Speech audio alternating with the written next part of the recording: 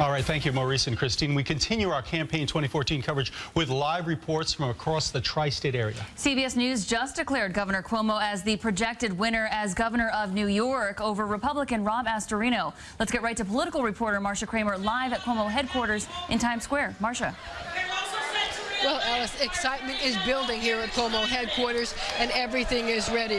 The balloons, the supporters, you name it, which is actually a very good thing, because even though the polls have just closed, CBS News is projecting that Andrew Cuomo is the winner. Andrew Cuomo voted near his Mount Kisco home today, longtime live-in girlfriend Sandra Lee at his side, at times giving him comforting pats on the back. If you believe the polls, he's headed back to Albany for a second term. But he's also seen voters change their mind, so he was still making his case for 4 more years. 4 years ago when we started, this state was basically bankrupt and the state was basically gridlocked. It was a mess 4 years ago. And you look at this state 4 years later, it is in a fundamentally different place. The story for Cuomo tonight will probably be one of percentages. 4 years ago, he got 63% of the vote. That's unlikely this time. First, because Green Party candidate Howie Hawkins is hoping to siphon up to 10% of the vote. And second, because there are a lot of New Yorkers who, because they think Cuomo is a shoo-in, are going to cast anti-votes. A certain percentage of people are just going to send a message in this election. I have a lot of people who say to me, look, you're going to win anyway, but I want to vote anti-fracking just to make a point to the politicians that we're against fracking. I want to vote against Common Core, which is a new curriculum.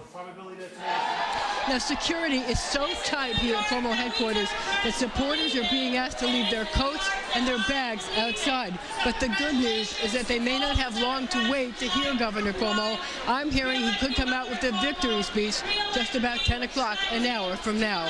Reporting live from Cuomo headquarters, I'm Marcia Kramer, TV 1055. All right, Marcia, thanks very much. Well, Governor Cuomo's Republican opponent, Rob Astorino, really faced long odds in this race. That's right. TV 1055's Jessica Schneider is at Astorino headquarters right now in White Plains. Jessica.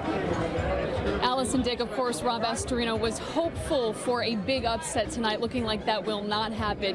He's currently upstairs in a suite here at the Crowne Plaza watching those returns roll in. You can see the ballroom behind me. His supporters have been gathering here since about 8:30 tonight. Rob Astorino, of course, hopeful despite those poll numbers earlier this week showing him more than 20 points down.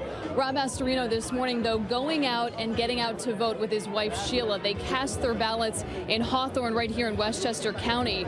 Rob Astorino had campaigned on promises of cutting taxes, reshaping the state's educational system by rolling back the controversial Common Core, and also campaigning on ethics reform. Now, in the last week of campaigning, Rob Astorino blasted Governor Cuomo for going negative. You saw what kind of race Andrew Cuomo ran, which was increasingly more vile and desperate and panicked. And he did some real ugly things at the end, and I think voters are going to reject that. And Rob Astorino had spent the past few days invoking the 1994 gubernatorial race, which of course had then Governor Mario Cuomo, Andrew's father, up against George Pataki. At the time, Republican Pataki was down in the polls about 17%.